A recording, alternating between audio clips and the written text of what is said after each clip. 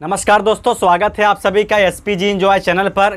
तो दोस्त, इस वीडियो में आपके लिए लाए हैं एक इंटरेस्टिंग स्टोरी, एक इमोशनल स्टोरी, एक समझो मोटिवेशनल स्टोरी है जिसको सुनकर आप लोग भी मोटिवेट हो सकते हो।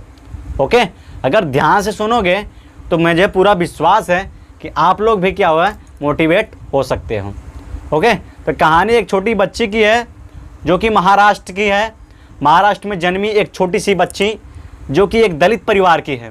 दलित परिवार हम लोग जानते हैं अपने इंडिया में सदियों से चली आ रही छुआछूत। उस समय की वह छोटी बच्ची जब पैदा हुई तब वह अपने परिवार में समझो एक प्रकार की दुलारी थी। दुलारी होती ना, तो दुलारी थी अपनी वह। तो भाई अपने घर वाले उसके घर वाले क्या है बकायदे उसके देखभाल किए। जब वह 12 साल की हुई तो उसकी शादी कर दिए।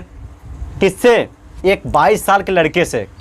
अब बताओ, एक 12 साल की लड़की जब 22 साल के लड़के से शादी करेंगे तो क्या हाल होगा उस लड़की का। वो बेचारी बताओ, जब उसकी उम्र 12 साल की है, मतलब क्या खेलने और खाने की उम्र है, और उसकी शादी कर दिया। अब जब बेचारी घर पर जाती है अपने, तब क्या होती है उसकी एकदम समझो इतना काम उसके ससुराल वाले दे देते हैं, तो काम करते करते थक जाती थी। और उसका नाम क्या था? कल्पना सरोज। फिलहाल हम लोग कल्पना सरोज के बारे में जानते होंगे।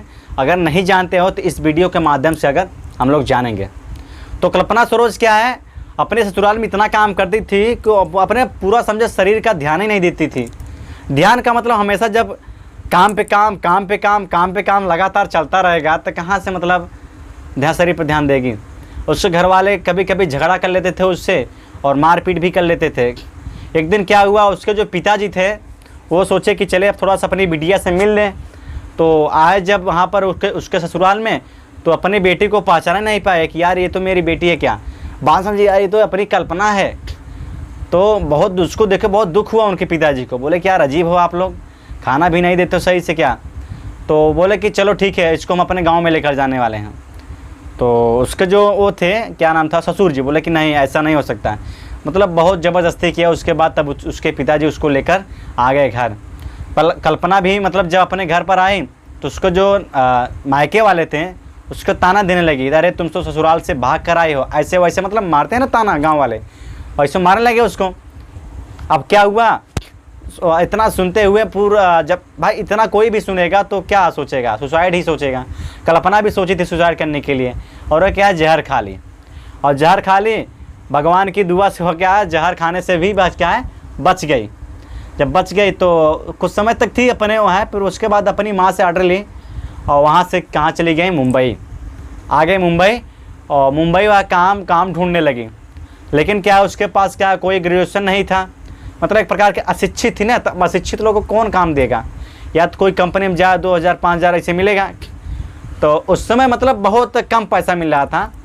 तो एक सिलाई मशीन पर काम करना शुरू की। और सिलाई मशीन कौन दिलाया था? उसके एक चाचा थे, उसके परिचय के थे, तो वही थे। उन्होंने एक सिलाई मशीन पर काम करवाना शुरू कर दिया। तो कुछ दिन काम की, मतलब हेल्पर की तौर पर काम कर रही थी, तो 60 रुपये मिल रहा था उसको। जब वह धीरे धीरे थोड़ा सा अपना एक्सपीरियंस बढ़ाया तो क्या बन गई, एक कारीगर बन गई। जब कारीगर बन गई तो उसको क्या 100 रुपये मिला। जब वह 100 रुपये के नोट पाई ना, तो अब उसके आंखें में आंसू आ गए। बोले कि यार मतलब पहली बार 100 के नोट पाए। उसके बाद वह अपने भाई और बहन को भी अपने मुंबई बुला लिया। भाई और बहन मुंबई आए तो कुछ दिन बाद उसकी जो बहन थी, उसकी बहन की क्या हुआ, मृत्यु हो गई। बीमार थी, बहुत ज़्यादा बीमार थी और मृत्यु हो गए। उसके पास पैसे नहीं थे, बचा नहीं पाई अपनी बहन को। बहुत दुख हुआ उसको। फिर क्या हुआ, वो सोची कि यहाँ सिलाई से काम नहीं चलेगा। गई एक कंपनी में वहाँ काम करी, कुछ पैसा वहाँ से जुटाए। तो सोचा कि क्यों ना हम ही बिजनेस करें ना। तो इतना सोचा। उसके बाद क्या हुआ, वह ब्यूटी पार्लर, भाई कंपनी में काम की थी, कुछ पैसे इकट्ठे की थी, तो ब्यूटी पार्लर और फर्नीचर का बिज़नेस शुरू किया। वहाँ से वह जब शुरू की तो धीरे धीरे क्या हुआ, उसका क्या भाई बिज़नेस क्या हुआ, ग्रो किया। जब बिज़नेस ग्रो किया तो जब उसके पास कुछ पैसे आए तो क्या हुआ, उसको एक ऑफ़र मिला प्लॉट खरीदने का। तो प्लॉट खरीदने के लिए क्या हुआ, पैसे की ज़रूरत पड़ती है। तो इधर उधर भाई जब बिज़नेस शुरू कर देते होगे ना, तब तुमको पैसा कुछ कोई ना कोई देता ही रहेगा। तो भाई वह पैसा इधर उधर से कुछ पैसा मांगे कहीं से और प्लॉट खरीद ली। लेकिन जब प्लॉट खरीदी तो उसको प्लॉट के बारे में कुछ पता नहीं था। तो मतलब उसको भाई सरकार से ज़मीन खरीदना पड़ता है ना, पूरा साइन वगैरह कराना पड़ता है। तो क्या हुआ, तो धीरे धीरे जब भाई और पैसा जुगाड़ किया, और पैसा जुगाड़ करके क्या हुआ, उस प्लाट को अपने नाम करवा लिया। वहाँ से उसका क्या हुआ, ये स्टेट लेवल की क्या हुआ, कंपनी खरीदने का मौका मिल गया। तो धीरे धीरे क्या हुआ, वो कंपनियाँ खरीदने लगी, मतलब छोटी जो कंपनी होते हैं छोटी छोटी, तो उस कंपनी को खरीदने लगी। इससे क्या हुआ, उसका नाम बहुत ज़्यादा हो गया, तो कई बिजनेसमैन उससे आ गए मिलने के लिए, ठीक है। तो अभी वहाँ तक क्या हुआ, वो तो भाई इतना तो पैसा कमा ली थी, बकायदे कार से चल रही थी और बड़े बड़े बिजनेसमैन से भी मिल रही थी। अब क्या हुआ, इतने बाबा क्या हुआ, सुखी नहीं थी, बोला कि और मुझे बड़ा आदमी बनना है, मुझे बहुत बड़ा बनना है, ठीक है। तो और आगे जब भाई, तो कुछ समय बाद उसको ऑफ़र मिला, एक ट्यूब्स कंपनी का कंपनी था, एक ट्यूब्स कमानी का नाम सुने होंगे आप लोग। ट्यूब्स कमानी का एक कंपनी थी, उस समय वो घाटे में चल रही थी, तो मतलब इंजीनियरिंग कंपनी थी ना। तो उसको भाई ऑफ़र मिला कि भैया आ जाओ हमारे कंपनी में, आप इसको संभालो।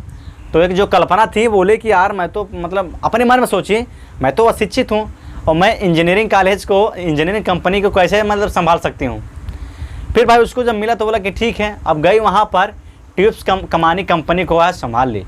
और इस समय क्या हुआ, 1 बिलियन क्या है, 1 बिलियन की कंपनी हो गई है। और किसके द्वारा, ये कल्पना सरोज के द्वारा। कल्पना सरोज अगर नहीं होती तो आज ट्यूब्स कमानी कंपनी पता नहीं कहाँ होती, ख़त्म हो जाती। लेकिन क्या है, उसी के माध्यम से ट्यूब्स कमानी क्या हुआ, इस समय ग्रो कर रही है।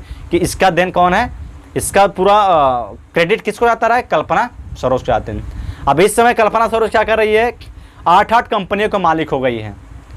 जहाँ पर जो लड़की कभी अपने घर पर उपली पाती थी और गांव में टहलती थी, जिसका शादी 12 साल की उम्र में ही 22 साल के लड़के से हो गई थी, और ये सब देखते हुए भी आज वो लड़की क्या है, अपने मतलब 1 कंपनी 2 कंपनी की बात छोड़ो, 8 कंपनी का मालिक हो गई है। जिस प्रकार जब कोई भी दलित लड़की मतलब हमेशा अपने घर से जब शादी में जाती है, तो शादी से क्या होती है, उसके बाद उसका ज़िंदगी समझ बेकार, वो और कुछ नहीं कर पाते। लेकिन यह कल्पना सरोज अपने बल पर ये क्या है, पूरा 8 कंपनी के मालिक हो गई है। यहाँ तक ठीक है, उसके बाद उसको कई पता नहीं कितने अवार्ड दिए गए, यहाँ तक राष्ट्रपति भी उसको अवार्ड दिया, पद्म विभूषण पाई अवार्ड। उसके बाद प्रधानमंत्री के साथ फ़ोटो खिंचवाए, मतलब ऐसे प्रधानमंत्री खुद आकर उससे मिले थे। बताओ, ऐसी कल्पना सरोज जो कि एक छोटी सी गांव से उठी और जाकर डायरेक्ट प्राइम मिनिस्टर से मिल रही है, ऐसी कोई मामूली बात नहीं है। इसके लिए मेहनत करना पड़ता है। बिना मेहनत को अगर चाहे तो आराम, वो भी चाहती तो आराम से बैठी थी घर पर, कोई भी दिक्कत थी नहीं था, बस वही काम करती खाती वहीं पर समझो ख़त्म थी। लेकिन आज कल्पना सरोज इस समय 8 कंपनी की मालिक हुई, ये किसके, अपने बल पे हुई। तो दोस्त, अगर ये कहानी अच्छी लगी हो तो लाइक ज़रूर कर देना, ठीक है। अगर चैनल पर नए हो तो सब्सक्राइब कर देना, ठीक है। ओके।